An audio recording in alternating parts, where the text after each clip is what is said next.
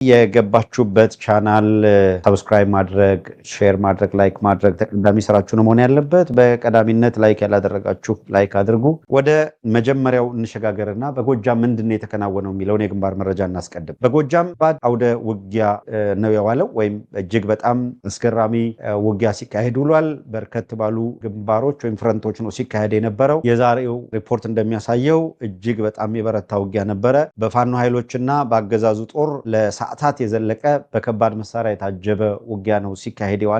የግንባር መረጃዎች እንደሚያመለክቱት አፋባሃ ቴዎድሮስ እዝ ዛሬ ጥቅምት 28 2018 በጎጃም አዊ ዞን አሸዋ እስከ አዲስ ቅዳም ከተማ የጦር ሜዳ ውሎ ድል ቀንቶት እንደዋለ አፋባሃ ቴዎድሮስ እዝ በዛሬ መግለጫው አሳውቋል። ይሄ ሁኔታ ምንድነው የያዘው መልክ የሚለውን ለማጣራት ሞክረናል። በላይ ዘለቀ ምድር ጎጃም ለአገዛዙ ሰራዊት ነዲድ እሳቱበት ነው የዋለው። በጣም በሂደቶች ውስጥ የተፈተኑ ኃይሎች በጣም በተጠና ጠላት ተብሎ የተሰየመው ኃይል የሚያደርገው እንቅስቃሴ በእነሱ በኩል የሚደረገውን እንቅስቃሴ በጣም ወል ካልኩሌትድ ጥናት ላይ የተመሰረተና ከግብታዊ እንቅስቃሴ የጸዳ እርምጃ በማድረጋቸው በጣም የሚገርም ውጤት እንዲያስመዘግቡ ምክንያት ሆኗል። በእዙ ውስጥ ከፍተኛ የውጊያ ልምድ ያለው ሶስተኛ አገው ምድር ክፍለ ጦር ኤፍሬም አጥናፉ ብርጌድ እናም ክፍለ ጦሩ ተወርዋሪ ኃይል በመሩት በዚህ ውጊያ ለከበባ የመጣው የብልጽግና ሰራዊት የውጊያ እቅዱ መክኖበት በፋኖ መልሶ ማጥቃት ክፉኛ ተመቶ እንዲበታተን ሆኗል። ከትምህርት ባለድርሻ አካላት ጋር ሊደረግ ያሰበውን ውይይት ለማስተጓጎል የመጣ ኃይል ነው። የአገዛዙ ጦር ከበባ በሁሉም አቅጣጫ ከበባ በማድረግ ያንን ቀጠና የጦር አውድማ የማድረግ እንቅስቃሴ ነበረ እና ከትምህርት ባለድርሻ አካላት ጋር ሊደረግ የታሰበውን ንግግርም የማስተጓጎል ዓላማ ያለው ነው። ይሄንን ከበባ በመስበር በተከፈተው የመልሶ ማጥቃት ከአድጓሚ ተራራ እስከ አሸዋ ተዘርግቶ የነበረው የአብይ አህመድ እና የብርሃኑ ጁላ ተንዘላዛይ ጦርነት ለሰዓታት የዘለቀ ውጊያ ለመክፈት ተሞክሯል። ለሰዓታት የዘለቀ ውጊያም ተደርጓል። እነዚህ ብርሃኑ ጁላ ያሰማራቸው አብይ አህመድ በሰጠው ትዕዛዝ መሰረት የገቡ በአማራ ሕዝብ ላይ አሰቃቂ የሆነ ጭፍጨፋ እየፈጸሙ ያሉ የሰራዊት አካላት በገቡበት ቦታ ሁሉ የሚሰሩትን ወንጀል አንደኛ ሕዝቡ በሚገባ እንዲረዳ ራሱንም ከሚደርስበት ጥፋት እንዲከላከል በማድረግ ረገድ የሰሩት ይበል የሚያሰኝ ስራ ነው። አመራሮቹ ይሄንን ኃላፊነት በመወጣት ረገድ ነው ትልቁን ድርሻ የወሰዱ። ይሄ በሰፊው ተዘርግቶ የመጣና ከበባ አድርጎ ለማጥቃት ያሰበ የብርሃኑ ጁላ ሰራዊት የተራ የአብይ አህመድን ወንበር አስጠባቂ ሰራዊት ለሰዓታት የዘለቀ ውጊያ በማድረግ የአፋባሃ ቴዎድሮስ እዝ ከፍተኛ ድል ማስመዝገብ ችሏል። በአውደ ውጊያው የአድማ ብተና አዛዡና ዲሽቃ ተኳሹን ጨምሮ 22 ሙት ወደ 29 በላይ ደግሞ ቁስለኛ በማድረግ መቻላቸውን ነው በመረጃቸው ያካተቱት። ቁሳዊ ምርኮን በተመለከተ 23 የነፍስ ወከፍ መሳሪያ፣ አንድ የጦር ሜዳ መገናኛ ሬዲዮ፣ 5 የእጅ ቦምብና 328 የክላሽ ተተኳሽ ገቢ ማድረግ ተችሏል። ይህንን የአፋባሃ ቴዎድሮስ እዝ በዛሬ ግንባር መረጃው ይፋ ያደረገውም ጭምር ነው። አዲስ ቅዳም ከተማና በዙሪያው የሚካሄዱ ውጊያዎች ተከታታይነት ያላቸው ሲሆን ባለፉት 10 ቀናት ውስጥ ይሄኛው የአካባቢውን ውጊያ በዚህ አካባቢ የተካሄደው ለሶስተኛ ጊዜ የተካሄደ ውጊያ ነው። ባለፉት 10 ቀናት ብቻ አዲስ ቅዳም ተደጋጋሚ ውጊያ አገዛዙ እያደረገ ነው የሚገኘው። ነገር ግን በዚያ አካባቢ ስምሪት የወሰዱና የአማራን ሕዝብ አገዛዙ ቃት ለመከላከል ጥረት እያደረጉ ያሉ የፋኖ ኃይሎች በተገቢው መንገድ መክተው ሕዝባቸውን ከእልቂት ለመታደግና የመጣውም የአገዛዙ ጦር ሽንፈት ተከናንቦ እንዲበተን በማድረግ ረገድ እያስመዘገቡ ያሉት ድል ህብረተሰቡን በሙሉ ኩራት ውስጥ የከተተ ነው እየሆነ ያለው። በተመሳሳይ ከአዲስ ቅዳም ባሻገር በባህር ዳር ከተማ በቅርብ ርቀት የምትገኘው መራዊና ይስማላ ጊዮርጊስ እዛ አካባቢ በመግባት የፋኖ ኃይሎች በወታደራዊ ካምፖች ላይ ጥቃት ማድረሳቸውና አብይ አህመድ ሰራዊት ከትሞበት የነበረውን ካምፕ ዲስማንትን ለማድረግ ያንን ለመበታተንና የሚፈልጉትን ለኦፕሬሽን የተሰማሩበትን ዓላማ አሳክተው መመለሳቸውን የሚያረጋግጡ መረጃዎችም አሉ። በቀጠናው የፋኖ ኃይሎች በሚያደርጉት ተደጋጋሚ ጉዳት በሚያደርሱ ጥቃት ለከፍተኛ ሰብአዊና ቁሳዊ ኪሳራ የተጋለጠው የብልጽግና አገዛዝ በዛሬው ዕለት በቲሊሊ ከተማ የመከላከያ አድማ ብተናና ሚሊሻ የጸጥታ ኃይሎች ግምገማ ሲያደርግ ውሏል። ቲሊሊ ከተማ ላይ የተሰባሰበው ኃይል በየጊዜው የሚከፈቱ ጥቃቶችን መከላከል አለመቻሉ አንድ፣ ሁለተኛ በጣም ተደጋጋሚ የሆነ ችግር አድርገውም እነሱም የገመገሙትና የሚያውቁት የአገዛዙ ሰራዊት እየተበተነ በየጊዜው እየፈረሰ መሄድ፣ የሚሊሻ አድማ ብተና የሚባለው እጅ እየሰጠ መሄዱ፣ በዛ ላይ እምነት ማጣታቸውና ወደ ትግራይ ለሚያስቡት ጦርነት ደግሞ ሲሄዱ ትላንትም በመረጃ እንዳነሳ ነው። የፌዴራል ኃይል በሚል የኦሮሚያ ልዩ ኃይል 43 ዙር የሰለጠነውን ኃይል ወደ አማራ ክልል የማስገባት እቅድ ስላለ ሚሊሻውን ሰብስበው ቲሊሊ ላይ አጠቃላይ ስለ ሂደቱ ግምገማ ሲያደርጉ መዋላቸውንም ማወቅ ተችሏል። ወቅታዊ የጸጥታ ሁኔታን አስመልክቶ በተደጋጋሚ ግምገማ ያደረገው ይሄ ኃይል በከተሞች ለፋኖ መረጃ ምንጭ ይሆናሉ የተባሉ ወጣቶችን ማፈን ጨምሮ የግዳጅ ወታደራዊ አፈሳዎች እንዲኖሩ የሚል ውሳኔ ላይ መድረሳቸውንም መረጃዎች ያመለክታሉ። ልድገምላችሁ። ወቅታዊ የጸጥታ ሁኔታ አስመልክቶ በተደረገ ግምገማ ይሄ ወቅታዊ የጸጥታ ጉዳይን በሚል ነው ግምገማ የተካሄደ። በዚህ ግምገማ በከተማ ያሉ ኃይሎች ወይም ወጣቶች በጫካ ላሉ የፋኖ ኃይሎች መረጃ ይሰጣሉ የሚል ነው። የፋኖ ኃይሎች መረጃ አግኝተው ያገዛዙ ጦር ጥቃት ያደረሱበት ስለሆነ ከተማ ውስጥ የግዳጅ አፈሳ ተደርጎ ወጣቱ መለቀም አለበት የሚል አቋም ላይ ነው የደረሰው። አፈሳ የማድረግ እና የመልቀምና በግዳጅ ወደ ውትድርና የመውሰድ ዝግጅቶች አሉ። ይሄንን በሚገባ አውቆ ተረድቶ ጥንቃቄ ማድረግ ይገባል። ታፍነው የሚወሰዱ ወጣቶች በብዛቸው የማይታወቅ የት እንዳደረጓቸው እንኳን አይታወቅም። እንደምታውቁት የኮንሰንትሬሽን ካምፕ ነው የወሰዱ የሚያጉሩትና እዛ ላይም ጥንቃቄ እንዲደረግ ከወዲሁ መረጃውን የማድረስ ኃላፊነታችንን እየተወጣን ያለ ነው። የፋኖ ኃይሎች ይህንን ሁኔታ በቅርበት ተከታትለዋል። እናም የአገዛዙን እያደረገ ያለውን የጥፋት ዘመን ይህንን አደገኛ ሁኔታ ለመድገም ቲሊሊ ከተማ ላይ ወጣቱን ለማፈን የሚያደርገውን እንቅስቃሴ የቲሊሊ እና አካባቢው ማህበረሰብ ራሱንና ልጆቹን ከጥቃት ሊከላከል ይገባል የሚል መልእክትም አስተላልፈዋል። እነሱ ባሉበት ከአገዛዙ ጋር በገጠሙበት ቦታ ሁሉ የአገዛዙን ኃይል ኃላፊነቱን እንዳይወጣ በማድረግ ያ ኃላፊነት ማለት እነሱ እንደ ኃላፊነት ወስደው የሚመጡት የአማራ ህዝብን ማጥቃት ነው አይደል? በአማራ ህዝብ ላይ ጥቃት መፈጸም እንዳይሳካላቸው በማድረግ ለማጥቃት የመጣው ኃይል ተሸንፎ ወደኋላ እንዲሄድ በማድረግ ረገድ ኃላፊነታቸውን እየተወጡ አገዛዙ ከፍተኛ ሰራዊት አስፍሬያለሁ ባለባቸው ከተማዎች ላይ ግን ልጆቻቸውን እየነጠቀ ከወሰደ በኋላ ልጅ የታፈነ የየ ሰልፍ ምናምን ይሄ ትርጉም የለው።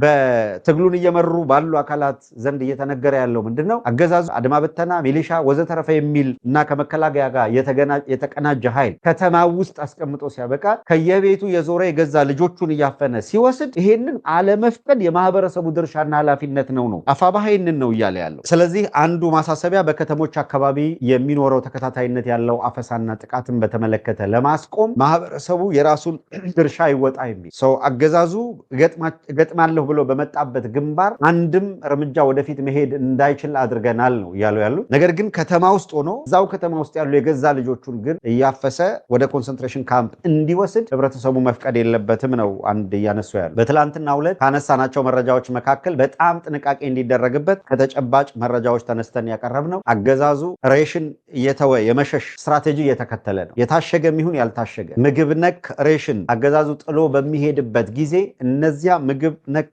ሬሽኖች ወይም ሙሉ በሙሉ ጉድጓድ ቆፍሮ መቅበር ነው። አለበለዚያም እነዛ ሬሽኖች እንዲቃጠሉ ከማድረግ የዘለለ እንኳን ለሰው እንስሳትም እንዳይጠቀሙት ማድረግ ያስፈልጋል። ይሄ ከተጨባጭ መረጃ ተነስተን ነው። ጥቃቱ እየበረታ በሄደ ቁጥር ትተው ለመሸሽ ሲዘጋጁ አሁን የወረደላቸው አቅጣጫ ትተውት የሚሸሹትን ምግብ ነክ ማናቸውም ቁስ መመረዝ የሚችሉበት ነገር እንዲሰጣቸው ነው የተደረገው። መረጃዎች ይህን የሚያመለክቱ። ስለዚህ ትተው እንዲሄዱ ግን ትተው በሚሸሹበት ጊዜ መመረዝ እና መርዘው እንዲሸሹ የሚል መልእክት የተላለፈላቸው ስለሆነ እዚህ ጋር ጥንቃቄ ካልተደረገ ከባድ ጉዳት ያስከትላል የሚለውን ከወዲሁ ለማሳሰብ ለመንገር ነው የምንወደው። ይህንን ካንል በከተሞች አካባቢ ያለው መላው ህዝብ ልጆቹንና አካባቢውን በጥንቃቄ እንዲከታተል አስፈላጊውን ጥንቃቄ ያደርግ ዘንድ መልእክታችንን አድርሱልን ያሉ። የተረጋገጠው ሀቅ የአብይ አህመድ አገዛዝ የኢትዮጵያን ተጋላጭነት በከፋ ሁኔታ እየጨመረው ሄደዋል። ተጋላጭነት ቀጠናዊ ቀውሱን እያባባሰው ነው። በዚህ ሂደት ውስጥ እንደገና በየመንደሩ የሚወስዳቸው እርምጃዎች በምንም መልኩ ስኬት እንዳያመጡለት ብርቱ ትግል ማድረግ ያስፈልጋል የሚል ነገር አስቀምጠዋል። በጣም ወሳኝ ተገቢም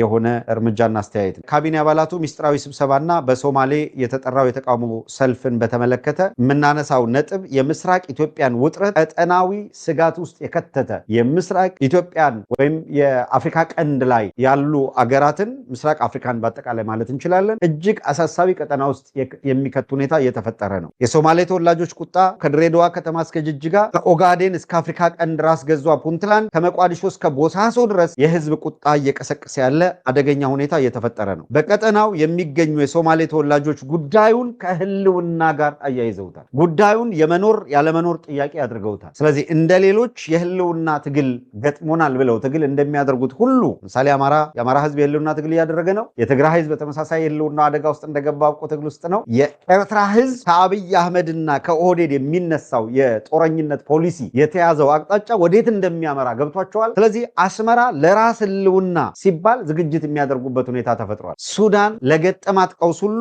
4 ኪሎ ያለው የኦህዴድ ኃይል የኤምሬትን እጅ ጎትቶ አሁንም መሳሪያ አቀባባይ በመሆኑ የተፈጠረባትን ቀውስ ከአብይ አህመድ ቡድን ጋር እንቅስቃሴ ጋር አያይዛ ነው የምታየው። ይሄ ሁኔታ ወደ ተወሳሰበ ነገር እያመራ ሲሄድ ሀራ የሚባል ነፃ መሬት ይዘናል ብለው አፋር ላይ የተደራጁ ወደ ትግራይ የሚተኩሱ አካላት አብይ አህመድ በቀጥታ የጦርነት ጀማሪ ባለቤት ላለመባል ትግራይ ላይ የእርስ በርስ ጦርነት እንዲጀመር አድርጎ በቀደም የሚሞከሩት እሱን ነው። ከዚያ በኋላ እነጌታቸው ረዳና ማነው ይሄ ነፃ መሬት ወዘተረፈ የሚል ቡድን አብይ አህመድ ድረስ ጣልቃ ግባና አንተ ማኔጅ አድርገው የሚል መግለጫ እንዲያወጡ ነው ሁኔታዎች የተመቻቸ። ያ ግልጽ ነው። አማራ ክልል ላይ ጆፌ የሚባለውን ሰው በደብዳቤ እንዲወስን አድርጎ ነው አብይ አህመድ ወታደሩ ዘሎ እንዲገባ ያደረገው። እንደምታውቁ ዛሬ ጎንደር ሄዶ ያደረገው ንግግር ገሎ ካባ መልበስ አዲስ ነገር አይደለም። ሰው እየተበሳጨ ነው። እንዴት አብይ አህመድ ጎንደር ሄዶ ካባ ይለብሳል የሚል ንዴት አለ፣ ቁጭት አለ ህዝቡ ላይ በደንብ የሚታይ ቁጭት ነው። ይሄ ግን አዲስ ነገር የሚሆነው ለምንድን ነው? እንደ አዲስ ለምንድን ነው ሁልጊዜ እያገረሸ የሚመጣ አዲስ ነገር አድርጎ ማሰብ? የተለመደ ሁሌ የሚያደርጉት ትሬንድ እኮ በስፋት ህዝቡን በጨፈጨፉ ጊዜ፣ በስፋት የአማራ ህዝብ ላይ ጥላቻ በቀሰቀሱ ጊዜ እና ህዝቡ ለዛ የሚሰጠውን የአጸፋ ምላሽ መሰረት አድርገው ለሁለት መሰረታዊ ዓላማ ለፕሮፓጋንዳ ይጠቀማሉ። አንድ የአማራ ህዝብ ተጸይፏቸዋል፣ የአማራ ህዝብ ተልቷቸዋል የሚለውን ሪቨርስ ለማድረግ የፕሮፓጋንዳ የካውንተር ፕሮፓጋንዳ ማለት አንዱ በካውንተር ፕሮፓጋንዳ የአማራ ህዝብ እኮ ተለመለ ማለት ነው። አገር ሽማግሌ በሚል ሁልጊዜም ማፋሻ ጎንባሽ የሆኑ ግለሰቦች እንዲሰበሰቡ ይደረጋል። ከሃይማኖት አባቶች ምንድን ነው የሚገርማችሁ? አንድ ቄስ ታስታውሳላችሁ አይደል? አንድ ቀይ ነገር የለበሱ በቆና ቀብሉ የሚሉ ሰውዬ ምን እንደሆነ ትርጉሙን ፈጣሪ ወቅ አብይ አህመድ እንቅልፍ ይወስዳል አይወስድም የሚለው ያሳስበኛል ያሉት ቄስ አርሲ ላይ 25 ወይም 27 ኦርቶዶክሳውያን በግፍ ተገደሉ ሲባል እንዴት ኦርቶዶክሳውያን በግፍ ይገደላሉ የሚል ጥያቄ ያነሱ። አብይ አህመድ ግን እንቅልፍ ተተኛለ የሚል ነው የሚያሳስባቸው። እንዲህ ያሉ ጳጳሳት አሉ፣ እንደነ ሳዊሮስ አይነቱ። እንደዚህ ያሉ ቄሶች አሉ፣ እንደዚህ ያሉ ሼኾች አሉ። መስጊድ ሚናራውን እየገነጠለ በዶዘር ሲጥለው ጉዳያቸው ያልሆነ እናንተ አማራ ናችሁ እየተባሉ ሙስሊም ስለሆኑ ሲገደሉ ጉዳያቸው አይደለም። የአሻ ድምፅ ለሰከንድ እንኳን በጆሮአቸው አያቃጭልም፣ ጉዳያቸው አይደለም። ባጸፋው ግን ላገዛዙ ፕሮፓጋንዳ ይመቸዋል ብለው ያሰቡት ጉዳይ ላይ ግን ከፊት ቀድመው የምታገኟቸው ናቸው። ይሄ አዲስ ነገር አይደለም፣ የተለመደ በፕሮፓጋንዳ ሂደት ውስጥ አብይ አህመድ ህዝቡ እንደጠላው በሚገባ አውቋል። ይህንን ሊክደው አይችልም። እንኳን እሱ ዓለም አቀፉ ማህበረሰብ አብይ አህመድ በኢትዮጵያ ህዝብ እንደ ጥዩፍ የተቆጠረ እንደሆነ በሚገባ ያውቃሉ፣ የሆነ ያለውን ያውቃሉ። ነገር ግን ገብተው ይህንን አድርግ በግራ ታጠፍ በቀኝ ታጠፍ ማይሉት ህብረተሰቡ ውስጥ በሚታገሉት ኃይሎች ውስጥ በሚፈጠር አንድነት የአብይ አገዛዝ ይራብ ያበቃለት ኢትዮጵያ ወደ ትርምስ ሳትገባ የተረጋጋ ሁኔታ ይፈጠራል ወይ? ማኔጅ ይደረጋል ወይ? 120 ሚሊዮን እና ከዛ በላይ ህዝብ አለበት ተብሎ የሚገመት ነው። በምስራቅ አፍሪካ ቀጠና ኢትዮጵያ ትልቅ ህዝብ ነው። ቢፈርስ አሁን ኢትዮጵያውያን ያሳዝናሉ ብለው ከንፈር በመምጠጥ በመቆጨት አይደለም። ቢፈርስ ፍሊ ሊያደርግ የሚችለው ሊሰደድ የሚችለው ህዝብ ቁጥር ከፍተኛ ነው። አንዱ ክልል እኮ የ3 የ4 የአውሮፓ ሀገራት ህዝብ ቁጥር ነው። ፍልሰት ሲመጣ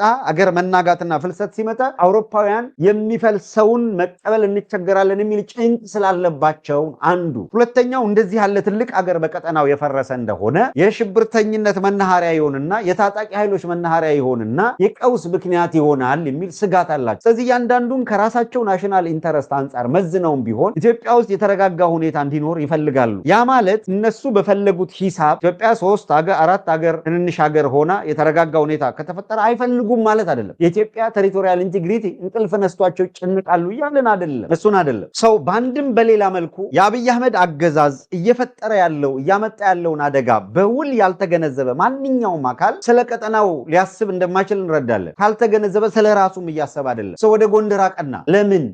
አይ የፋሲል ግንብ አልቆ እሱ ሊመረቅ አብይ አህመድ የእውነታውን አብይ አህመድ የሚያስፈልግበት ነው ወይ? እድሳት ተደርጎ የፋሲል ግንብ እድሳት እንዴት ታደሰ የሚባል ጥያቄ ማንም አያነሳ። የሆነ ነጭ ሞራ ነገር ምንድነው ጀሶ የሚመስል ነገር ለቅልቀው ኮምፕሊትሊ የነባር ይዞታውን አሳጥተውት ነው የነበረው። እዛ ላይ ከፍተኛ ተቃውሞ ሲቀርብ መቆየቱ ይታወቃል። ጥንታዊ ከለሩን ይዞታውን እንዳይለቅ የሚል ተደጋጋሚ ጥያቄ ሲቀርብ ስለነበረ ማለት